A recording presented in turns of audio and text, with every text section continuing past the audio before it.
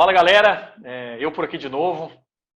Tem muito conteúdo legal já compartilhado com vocês, tem mais conteúdo ainda por vir e não dá para falar de futuro, não dá para falar das habilidades que vão ser fundamentais na construção da nossa carreira, das nossas vidas, sem discutir problema, né? Quem já passou por problema na vida de alguma forma, seja um problema pessoal, profissional, a capacidade das empresas de avaliar pessoas que têm essa capacidade de resolver problemas, cada vez mais vai ser colocada em xeque, né?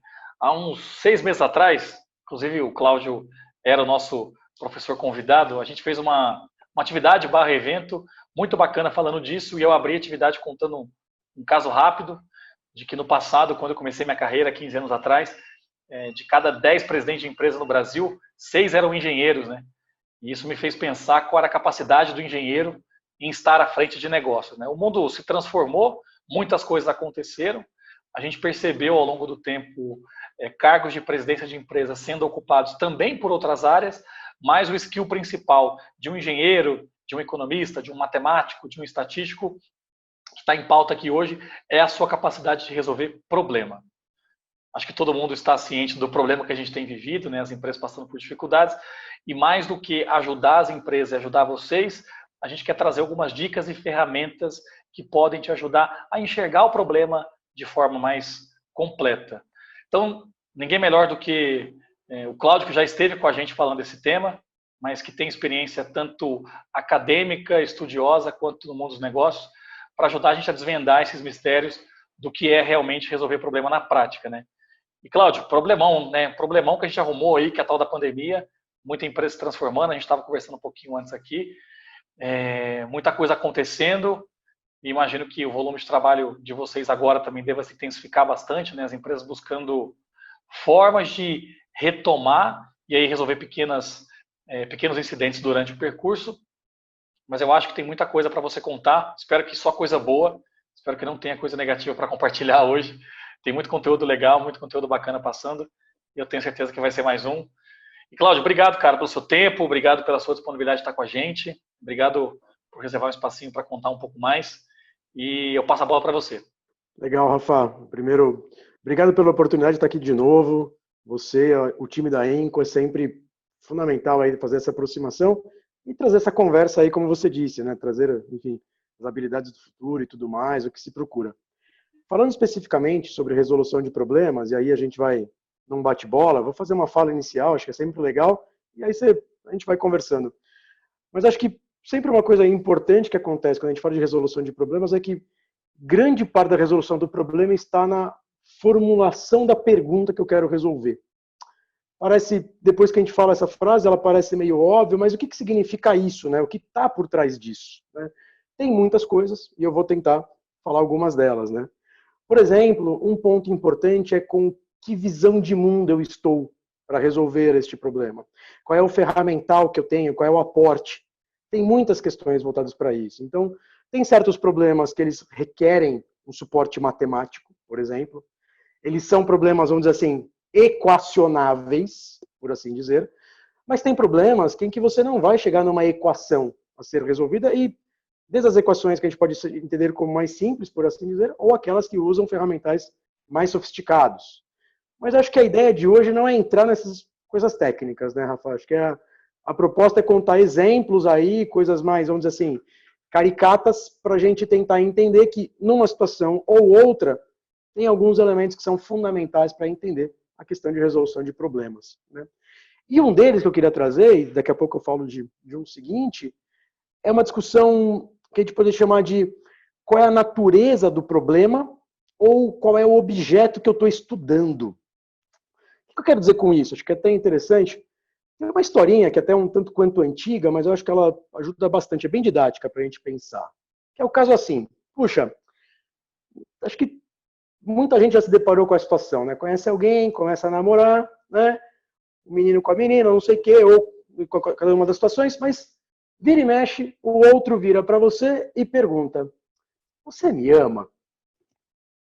E aí, numa pergunta como essa, claro que muito rapidamente você tem que dar uma resposta. E a resposta que, em geral, o homem dá é: claro!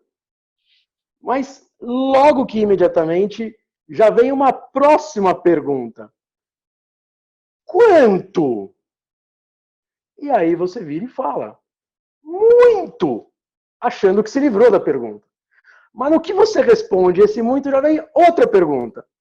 Muito quanto? E você fica perdido, tentando responder, comparações e tudo mais. Mas, enfim, pouco importa onde essa história leva, ou se vocês já se depararam com esse tipo de pergunta. Mas a grande questão que aparece é aquela vontade de medir, aquela vontade de quantificar algo que nem sempre vai ser quantificável ou mensurável, mesmo quando a gente sabe que existe. E esse é o ponto importante. Amor, sofrimento, emoções. Por mais que nós tentamos quantificar e não vamos conseguir, existe uma outra coisa que a gente pode tentar fazer, que é compreender que sentido que isso tem e como é que a gente coloca isso para frente, como é que a gente compreende isso como um problema, em certos casos. Por exemplo, pesquisa de clima. Por que as empresas querem fazer pesquisa de clima? Porque querem saber se tem um problema. Tudo bem? Então, quando o clima não está bom, a gente vai lá e faz uma pesquisa de clima. E aí, o que isso tem a ver com a nossa situação? A grande questão é que na pesquisa de clima eu vou ter um número.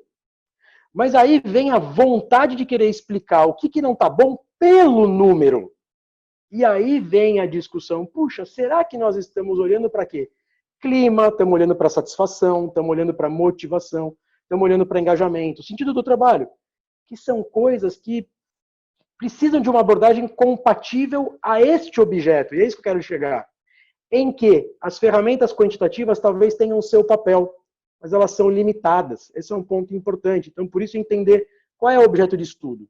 É mais ou menos assim, fazer uma pesquisa de clima é como se eu quisesse explicar um filme através de uma foto de uma cena. Claro que eu vou conseguir tirar alguns elementos daquele filme. Puxa, talvez esse seja o protagonista, talvez esse seja o coadjuvante, talvez eles estejam encenando num tempo. Eu consigo tirar algumas informações. Mas é uma foto. É uma foto de algo que é dinâmico. É algo que é superficial, que vai me explicar, mas não tudo, não a sua totalidade. E pior, dependendo da minha visão de mundo, eu vou conseguir explicar o que está acontecendo e até tentar resolver o problema por aquela informação que eu estou tendo e estou vendo. Ou seja, tem um outro elemento que vem aí, é o segundo elemento que eu quero trazer para a gente, que é o seguinte, com que chave de leitura eu estou compreendendo o problema. E o que significa isso? O que quero dizer com chave de leitura? Com que grau de maturidade eu tenho compreensão do problema? E aí, de novo, vou usar exemplos didáticos, Rafa, se você me permite aqui, vou fazer de novo. É mais ou menos assim, né? Pensando em organizações, um tema soft, mas ao mesmo tempo muito recorrente que as organizações têm. Puxa, as pessoas aqui estão desmotivadas. Vou falar um pouco desse caso, porque é bem caricato e bem fácil da gente entender. Por vezes é desmotivação, às vezes é turnover, às vezes é adoecimento, porque está ficando mais complicado, mas vamos falar da desmotivação, que é mais soft. Bom, tem certas empresas que têm grau de maturidade tão baixo que nem sabem que isso é um problema. Não tem nenhum indicador para conseguir perceber. E não fazem nada, afinal, não sabem que tem. Algumas começam a perceber que não tem fogo, mas talvez tenha fumaça, algum indicador está dizendo que temos um problema, mas elas ainda não fazem nada com isso, mas já evoluiu um pouquinho o grau de maturidade. A chave de leitura, opa, temos um problema, o que vamos fazer com isso? E aí começa a evoluir a questão e falar, bom, se as pessoas estão desmotivadas, então vamos falar para de pessoas dar motivação para elas. E uma das coisas que geralmente aparece é palestra motivacional. E claro que é muito interessante falar de palestra motivacional como proposta de resolução da desmotivação. É interessante perceber o paralelo que eu estou fazendo aqui para a gente entender, né? Só que desmotivação é o efeito de algo anterior.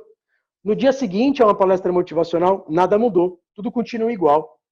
Eventualmente eu estou diferente e eu decido fazer algo, por vezes até sair da empresa, porque eu percebo que nada vai mudar. Então, como é que eu evoluo a compreensão do problema e como é que eu passo a fazer novas perguntas para essa situação para conseguir compreender em profundidade? Aí alguém saca que, putz, talvez desmotivação seja o efeito. Por que não procurar causas? E claro, será que é salário? Será que é benefícios? Muitas perguntas vão aparecer. Mas Aumentando mais benefícios, por exemplo, ou dando bônus mais interessantes, por quanto tempo isso motiva? Será que está aí a compreensão profunda deste problema, a desmotivação? E aí a gente começa a entrar numa seara que é como é que a gente muda a resolução do problema de causa e efeito, que é um tipo de chave de leitura, que é isso que eu estou falando, né? Se eu mexo em uma coisa, eu vou para outra, para um outro tipo de chave de leitura, que é complexidade, ou seja, olhar à luz de teorias da complexidade. E o que eu quero dizer com isso, né? É mais ou menos assim, né? Um grande exemplo que eu costumo dar, né? Será que câncer, ou melhor, será que fumar é a causa do efeito câncer? Se fosse uma relação de causa e efeito, todo mundo que fuma deveria ter câncer. E todo mundo que não fuma não deveria ter, de pulmão, obviamente, que eu estou falando. Mas a gente sabe que não é bem assim. Mas a gente também sabe que a população de fumantes é buzilhões de vezes mais propícia ao câncer. Então, fumar é uma situação de indução. Se ela existe, ela torna a situação possível a acontecer. Ou seja, quando a gente fala de uma visão de complexidade, nós estamos dizendo quais são os indutores, os intensificadores que por vezes são invisíveis, principalmente nos indicadores tangíveis, quantitativos, em que se eles estiverem presentes, talvez eles tornem a situação propícia, por exemplo, ou desfavorável para as pessoas serem motivadas. E aí vem uma questão muito ligada ao início da nossa conversa. Dependendo do grau de maturidade, eu faço uma pergunta diferente e eu busco coisas diferentes. Por exemplo, num primeiro nível de compreensão que eu tenho, eu perguntaria: o que eu tenho que fazer para motivar? O que eu preciso? O que essas pessoas precisam para serem motivadas? Ou para se motivarem? Aí vem a pergunta, até um pouco, Rafa, do que a gente falou agora no começo. Será que as pessoas querem ser mais feias do que são? Em princípio, todo mundo quer ser mais bonito. Então a pergunta que fica é: será que as pessoas querem fazer mal feito?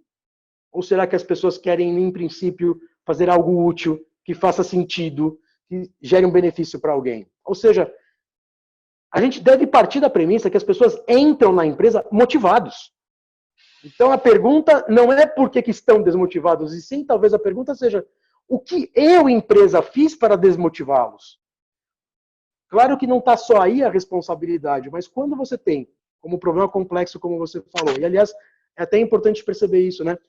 Não é o problema que é complexo em si, é o olhar, é a visão de mundo que você escolhe para resolver o problema, porque o problema está ali. É a maneira que você resolve que pode ser, puxa, com que ferramental, com que olhar eu vou fazer a resolução desse problema. E aí, nesse caso, a gente volta para essa discussão. Motivação. Se eu só ficar olhando para a motivação, eu vou ficar olhando para o indivíduo, por exemplo. E nem sempre a solução, a compreensão desse problema está naquela pessoa desmotivada. Talvez esteja nas escolhas organizacionais, talvez esteja em outros lugares. A gente passa muito por isso, né? Então, nós já ouvimos perguntas até interessantes, né, em relação a algumas empresas, né? Por exemplo, nós estamos adoecendo as pessoas aqui dentro? Já chegamos a ouvir perguntas como essa. Olha o grau de maturidade, porque não é que ele está excluindo outras possibilidades, mas ele está preocupado com qual é a nossa responsabilidade com essa questão, mesmo sabendo que outras existem. Mas o que a organização pode mexer, além de ficar trocando pessoas? Né? E essa parte é fácil. É olhar e falar, puxa, o que nós podemos mudar conjunturalmente, por assim dizer, né? Ou sistemicamente, por assim dizer. Então, para fechar, e até, Rafa, aproveitar para fazer as perguntas, né? Muito do que a gente formula na pergunta já tem as respostas, porque tem muito a ver com a nossa visão de mundo, a nossa chave de leitura. Claro que tem os problemas que são equacionáveis, porque exigem elementos quantitativos, né, uma ciência mais da natureza, que são as ciências, né, descritivas, né, ciências exatas, mas tem problemas que são da natureza, são humanas, das ciências humanas, que exigem mais compreensão, mais sentido, e talvez eles não consigam ser equacionáveis. E aí o desafio é não juntar Lé com Cré, né? Não querer explicar uma coisa ou compreender uma coisa com o outro ferramental. E por enquanto paro por aqui. É muito legal a forma com que você traz isso, porque até a forma de explicar, na minha percepção, que você traz, ela já é uma forma de clarear um possível problema que a gente tem de entendimento das coisas, né? Sem Então, dúvida. muito legal mesmo, muito bacana. Agora, óbvio, né? Eu tenho perguntas para fazer e dúvidas que talvez sejam as mesmas de quem está assistindo a gente, né? A primeira delas é a capacidade de resolver problema. Ela, na minha concepção, né? Não sou especialista no assunto, mas na minha concepção, ela traz junto outras habilidades que são fundamentais a gente ter, né?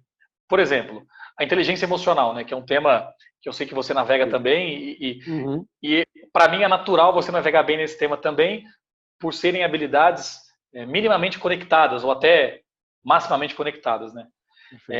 Talvez o controle de sua saúde mental, né, a sua saúde mental estar bem seja outro ponto aí a ser desenvolvido, para que eu seja um bom resolvedor de problemas, né? Quais outras habilidades você imagina que tem que fazer parte do meu dia a dia? Perfeito. Acho que tem uma questão, você trouxe boas indicações aí no que você está trazendo. Tem uma que ela, vamos ver como é que a gente vai nomear ela como habilidade, mas tem um pouco de vivência e repertório a ser colocada, né? Porque grande parte da resolução do problema tem a ver com antecipação, tem a ver com, puxa, o que isso é semelhante a, ou seja, a capacidade, a habilidade de conseguir fazer comparações em situações que nem sempre elas são, num primeiro momento, parecidas, numa camada superficial, mas que elas têm uma forma de abordar semelhante. Não sei se eu consegui trazer o exemplo, né? Mas, puxa, muito do que a gente já viveu e experimentou em outras situações, por exemplo, como até trabalhando em empresas, né? A gente carrega esse repertório de uma empresa para outra e por mais que tenha discussão, mas aqui a cultura é outra, você sempre traz uma inovação que na outra já era pré-estabelecida, mas que para aquela que você traz é novidade, né? Então, como é que você guarda esse repertório? Como é que você tem a capacidade de fazer as conexões daquilo que num primeiro momento não está com tanta obviedade conectado? Acho que esse é um ponto de... É difícil até de nomear essa habilidade, né, Rafa? É desafiador, inclusive. Não, cara, e é muito maluco porque a gente tem se tornado cada vez mais especialista em situações micro, enquanto o mercado pede que a gente seja especialista em vários micros no nosso dia a dia, né? A gente tem trabalhado com muitas empresas que querem desenvolver milhares de habilidades dentro das pessoas, a grande maioria, claro, comportamentais, que são habilidades não tão simples de serem desenvolvidas, mas a gente começa a olhar daqui para frente, pensando no futuro e pontuando algumas habilidades que vão automaticamente fazer parte do dia a dia de todo mundo. Se não vão fazer parte, precisarão fazer parte, porque resolver problema é um negócio que está muito em evidência. Agora, imagina que você é o entrevistador, tá? Você tem uma vaga de emprego hoje para uma pessoa trabalhar no seu time, né? Como é que você, numa entrevista, cara, consegue perceber? Claro que talvez tenha exercícios práticos até para serem feitos, mas que tipo de pergunta é feita por um entrevistador para o entrevistado para tentar sentir qual é o tamanho da capacidade dele de resolver problemas, se ele vai ser uma pessoa bacana para estar no time? Como é que você testa isso na pessoa, Cláudio? Perfeito. Eu acho que você trouxe uma questão importante, que é muito mais a forma de quantas perguntas ele faz antes da resposta. Onde eu quero chegar com isso? Um dos grandes abacaxis de resolução de problema tem a ver com o famoso já sei. Porque resolução de problema tem um pouco a ver com inteligência, tem um pouco a ver com você dizer que você é esperto, e muitas pessoas ligam inteligência à velocidade com que você responde as coisas. Tá. Então, quanto mais rápido eu responder a coisa, mais sabedor de resolução de problemas eu vou aparentar ser. Perfeito? Agora, se eu estou olhando, como você disse, né, usando resolução de problemas complexos, muitas das questões que estão naquele problema, eles não estão evidentes à primeira ordem. Eles não são óbvios, eles não são facilmente capturados. Então, qual leitura o entrevistado, como você disse, né? Eu estou na postura do entrevistador, certo? Pelo que você me falou, né? Isso. Quais perguntas ele está me devolvendo antes de responder a própria pergunta que eu fiz para ele? Entendeu o ponto? Ou seja, é meio cruel numa entrevista, porque nas entrevistas, em geral, as pessoas estão sempre partindo que de uma pergunta ele tem que dar uma resposta, mas a habilidade procurada seria a devolução de perguntas. Tudo bem? Então, o que ele percebeu que está em aberto naquela pergunta, que ele precisa sistematizar e precisa compreender em profundidade, que talvez a gente não dê para ele na entrevista, que é o que você falou, né? Seria uma situação simulada. E aí, a pergunta pouco importaria, na verdade seria muito mais, como você disse, né? Uma reação dele, né? Como ele teria um comportamento investigativo, por assim dizer, naquela situação, ao invés de falar, ah, já sei, é por isso, vai para cá. Perfeito? Então, claro. Difícil, né, cara? Não, porque, claro, se você dá um problema muito bem circundado, vamos lá, exercício com alternativa, é aquilo, na própria pergunta já tem a resposta. O ponto importante do que você quer trazer de resolução de problema é que o problema não está formulado. Essa é a grande questão que todo mundo assim, vamos aprender a resolver problemas. É anterior a isso. Eu preciso primeiro sacar que existe um problema. Eu preciso aprender a formular o problema. Porque aí a hora que eu formulei, eu respondo. Porque, pensando um pouco, né, nesse mundo de quem está indo para, tá passando pelo vestibular agora, no final do ano, não sei o quê. O que acontece? É uma pergunta em que tem resposta. A pergunta tem, mas fazer a pergunta já é parte do problema. Não sei se ficou claro, né? Porque é importante perceber isso, né? Então, como é que você dá uma situação para a pessoa em que por vezes é genérica, ele fala, olha, daqui eu consigo identificar algumas questões, ou eu buscaria informações em algum lugar. E, claro, também não é para ficar o entrevistado, eu procuraria um monte de... Não. Qual a informação que faz sentido? Qual a informação que você acredita que contribuiria? De que forma você buscaria essa informação? Porque, no final das contas, é isso que é muito mais, né? O processo em si que vai ser importante. Tudo bem? Agora, tem um outro caso, né? Que você vai dar, como eu falei, uma questão equacionável, e aí você vai para uma coisa. Aí você vai para o mais tangível. Aí você fala, o problema é esse, roda no computador e faz a matemática necessária para isso e me dá uma resposta. Ok, aí é de uma outra ordem, né? Aí, né, pensando naqueles dois tipos de problemas, os equacionáveis, que precisam de suporte matemático, e os mais compreensíveis, ciências exatas e humanas, por assim dizer, você pode ir para um caminho ou para o outro. Mas ali você está esperando, eu usei algoritmos evolutivos ou algoritmos genéticos, eu parti não sei o quê, ou usei uma heurística, aí ele vai para coisas que aí são mais técnicas, não sei se é a proposta de trazer aqui.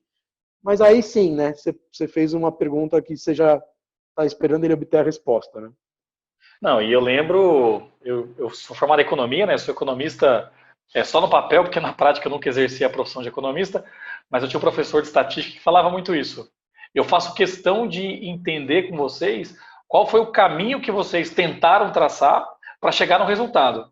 Muitas vezes, apenas o caminho já vai me dar base para dizer se você sabia ou não como fazer. Se você errou detalhe, né? Se você errou apenas um detalhe, tudo bem. Mas é o que você falou, né? É uma parte do problema. Agora, para mim, os maiores problemas são equações matemáticas e pessoas na mesma página, né? É o que você deu o exemplo aí do tal do clima, né? Organizacional, por exemplo.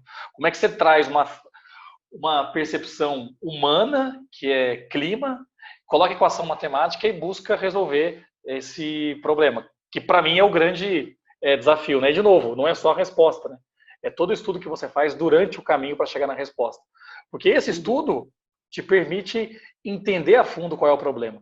Quando você estuda, quando você investiga, eu imagino que parte da resposta está aí nesse estudo, nesse caminho, né, cara?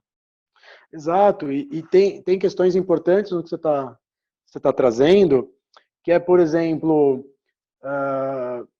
de novo, né, a escolha da visão de mundo, né, ou seja, a chave de leitura que eu vou utilizar, eu vou dar uma resposta. A grande dúvida, né, dessas escolhas é uma resposta que mexe na superficialidade, porque dá para entender, né? As pessoas, você está numa situação como essa que nós estamos vivendo de pandemia.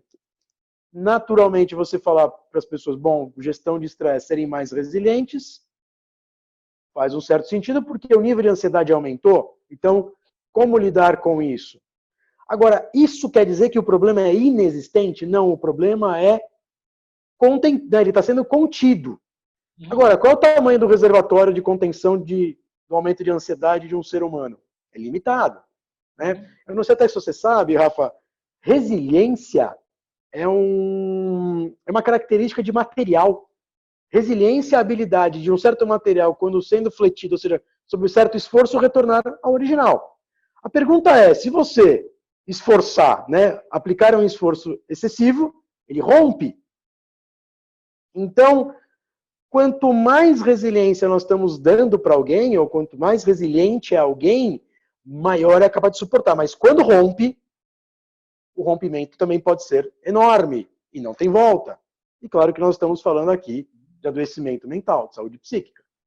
Então, esse é um ponto importante, que a resiliência mascara, ou seja, aumentar a resiliência mascara o problema. Se nós estamos entendendo que o problema é mais profundo. E entender a profundidade do problema é fundamental. Ou outra. Ah, já sei, eu vou falar para o líder segurar a peteca. Ô líder, arruma aí o clima da tua equipe, deixa todo mundo bem, saudável, motivado. Cara, se o cenário está desfavorável e a equipe vai bem, e é o líder que está segurando a peteca, provavelmente é ele que está virando amortecedor. É ele que está lá aguentando a bronca para fazer todo mundo ficar bem. Quanto ele aguenta? Por quanto tempo? Então, é sempre interessante perceber que nesse percurso que você falou, Rafa, dependendo de onde você parar a compreensão, você vai dar ações que são importantes, por vezes necessárias, porque elas são de curto prazo, mas elas vão ficar claramente entendidas como mitigatórias. Elas são provisórias. No médio e longo prazo, elas podem ter efeitos devastadores. E quando a gente fala de clima, então, nem se fala. Legal que é um assunto aí que você gosta de tratar, porque é até mais fácil usar esse exemplo, porque é um exemplo que todo mundo vive, né? Não precisa ficar falando muito profundamente de coisas mais técnicas. Né? Não, sabe o que eu acho, Cláudio? Eu acho que alguns assuntos tratados dentro de uma organização são muitas vezes, não vou falar maquiados, não, porque maquiados parece que houve um exercício externo para manipulação de dados, e não é isso. Uhum. Quando uma empresa traz problemas muito comportamentais, por exemplo, no processo de recrutamento e seleção, a empresa aplica testes psicológicos, né? A primeira coisa que me lembra, cara, que eu puxo, eu adoro filme de suspense, filme policial. A primeira coisa que eu lembro quando eu penso em testes, né, e formas de avaliação talvez mais superficiais, é aquele teste da mentira que o agente do FBI faz. Ele é treinado para fazer esse teste e ele consegue responder de maneira profissional a mentira e passar pelo teste sem ser notado, né? Então, muitas vezes, na minha forma de enxergar, e talvez eu seja questionado por milhares de executivos de RH que vão assistir a gente ou que estão assistindo a gente, para mim eles são totalmente manipuláveis, né? Os testes de clima, se você não os faz com profundidade, a probabilidade de resultado manipulado é muito grande, porque as pessoas elas têm sentimento, elas têm emoções e tendem a colocar numa resposta de pesquisa, numa resposta de clima ou numa resposta de um teste, o sentimento que mais aflora na pessoa naquele momento. E aí você pensa que a gente é ser humano, né, cara? E você sai de casa de manhã, você teve um problema na sua casa, você já acordou atrasado, você bateu seu carro, ou você brigou com seu marido, com a sua esposa, enfim. Tudo isso entra num acúmulo de emoção a ponto de ser transmitido por um papel, por uma pesquisa digital, talvez uma sensação que não é a sua, né? Você consegue canalizar essa energia de jeito negativo. Por isso que, na minha forma de entender, clima, pesquisas e testes psicológicos, muitas vezes, eles trazem um dado, ok, é uma base para a gente começar a trabalhar.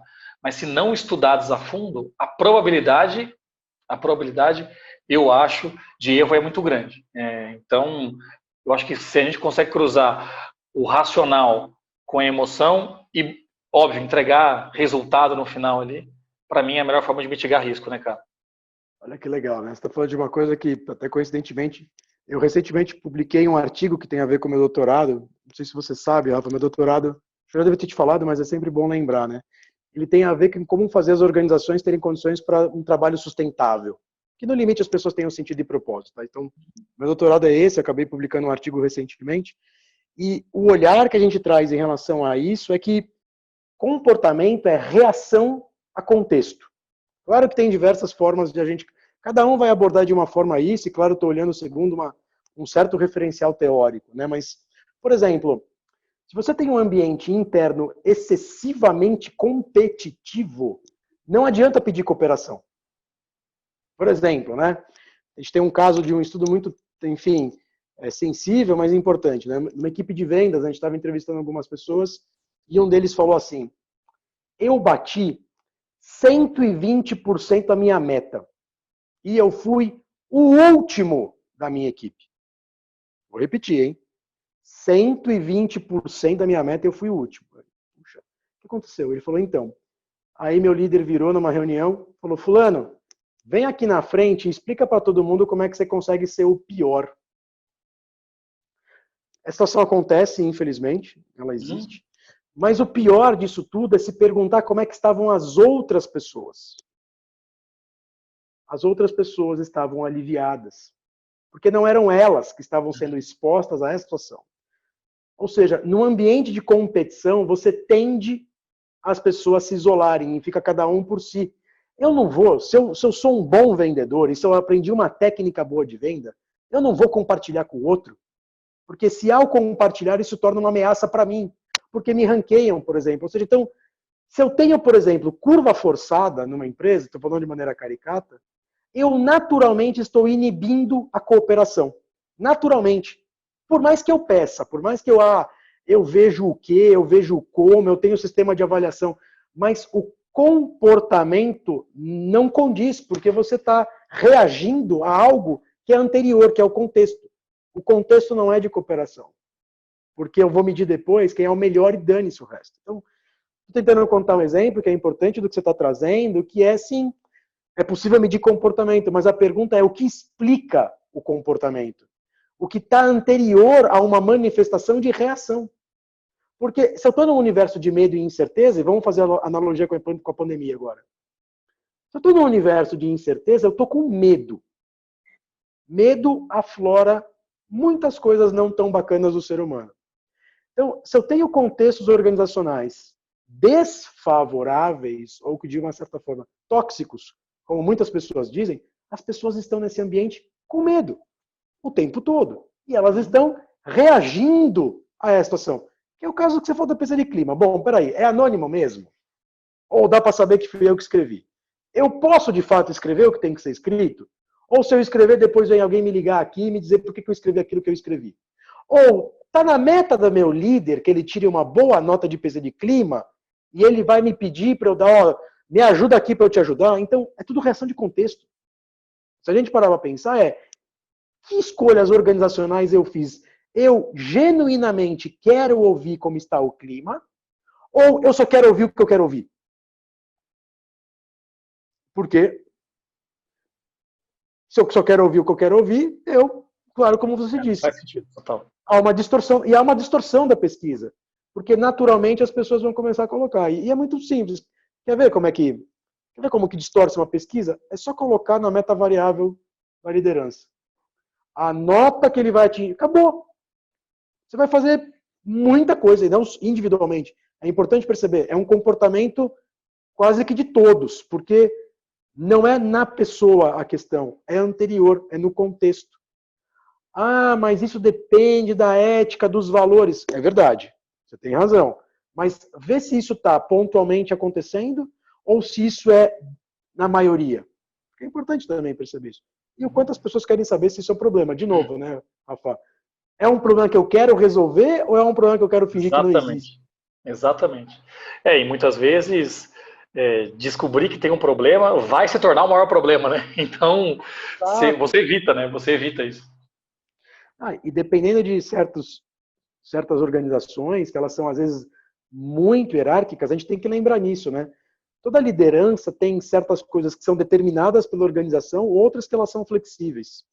Mas quanto mais comando-controle, mais de cima para baixo, menos oportunidade eu tenho de fazer do meu jeito. Eu sou mais sensível ao que estão impondo, né? Então eu estou muito mais reagindo do que fazendo de fato como eu gostaria. Enfim, não sei se estamos fugindo também, tá, Rafa? Espero que... Não, mas e aí que tá, né? Aqui, né? A gente acabou criando esse projeto para atender não só empreendedores, não só profissionais liberais, empresários, executivos. Eu sei que a gente vai ter uma quantidade grande de pessoas assistindo a gente, né? Eu sei que tem gente assistindo a gente agora. E o conteúdo nosso é o mais diverso possível, uma linguagem simples, de forma democrática, para chegar a todos os cantos e ajudar quem realmente precisa. Então, informação nunca é demais. Cláudio, a gente está caminhando para o finalmente, até estouramos 5 minutinhos aqui, não tem problema. É sempre bacana essa conversa contigo. E eu queria abrir o espaço para considerações finais suas dentro de um pequeno exercício. Quero me tornar um bom resolvedor de problemas, cara. Eu começo por onde? Né? Que eu acho que, para encerrar, e assim, até antes de passar a bola para você, queria te agradecer de novo, cara, pelo seu tempo, pela disponibilidade de bater papo contigo. É muito legal como a forma com que você transforma assuntos tão complexos em formas de expressar tão simples. Então, para mim é sempre uma aula. De novo, obrigado mesmo pela participação. E vamos fechar aí com algumas dicas simples de como ajudar as pessoas a se tornarem bons resolvedores de problemas. Perfeito. Se a vontade é ir para esse mundo mais quant, mais matemático, procurar estudar um pouco de Python, um pouco de coisas de fato de ferramental matemático. R, né, que são aplicativos, são coisas que vão te levar para um mundo mais, né, de suporte de resolução de problemas equacionáveis, por assim dizer. E aí tem um pouco de coisa mais técnica, ler sistemas lineares, sistemas não lineares, um pouco de sistemas complexos, enfim, vai para esse mundo mais equacionável. Se a tua pergunta é mais, puxa, como é que eu começo a ter novas camadas de compreensão nesse universo mais da humanas, enfim, você falou das pessoas, da coletividade, né, de contextos, aí, acho que vale a pena, porque um dos elementos fundamentais, como a gente falou, né, a capacidade de compreender um problema tem muito a ver com a pergunta que eu formulo, a pergunta que eu formulo tem muito a ver com o meu repertório, e muitas vezes o meu repertório não está em mim, está no outro. Então, como é que eu gero uma escuta mais ativa? E isso, claro, para a liderança sempre é muito importante, mas como é que eu tenho, né, uma capacidade de escuta em que eu consigo capturar elementos que, num primeiro momento, não parecem estar conectados, mas eu vou conectando. Então, escuta é algo muito sensível e muito fundamental para a resolução de problemas nesse nível que nós estamos trazendo aí das dimensões das humanas, das organizações. Então, eu acho que por lá ou por cá, ambos são bons inícios, por assim dizer, né, Rafa, como você disse. Legal. Cláudio, de novo, cara, obrigado aí pelo seu tempo, obrigado mesmo pela sua participação, espero que tenha sido bacana para você também, para você que está assistindo a gente, espero que vocês tenham gostado, e vamos embora que tem muito mais coisa vindo por aí. Cláudio, obrigado de novo, cara, tchau, tchau aí, um bom dia para você. Foi um prazer, obrigado, Rafa, valeu.